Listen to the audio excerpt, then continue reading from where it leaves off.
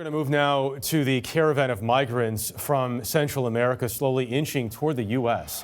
Today, some of them broke through a border fence. Most were stopped from getting into Mexico. President Trump wants to make this a top issue in the midterm elections. He vows the migrants will not get into the U.S.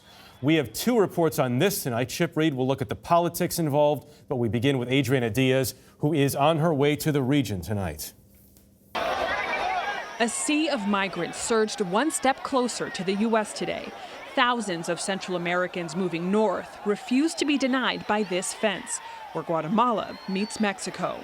Men and women, some with young children and babies drenched in sweat, began storming and climbing the barrier, tearing it down. The mass of migrants then crammed onto this thin border bridge, chanting, "Yes, we can," only to be blocked by another gate on the Mexican side, where riot police deployed pepper spray. Spanish-language TV Telemundo showed migrants panicking, jumping from the bridge to try to swim to Mexico instead. They risked drowning over defeat.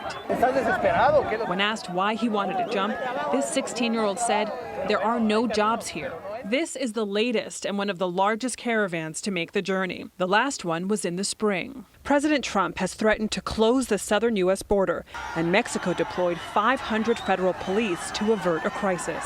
Mexico says it will allow the few with proper paperwork in, and others can apply as refugees.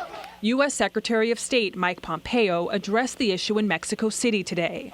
This is a large group of people. They are putting women and children in front of the caravan to use as shields.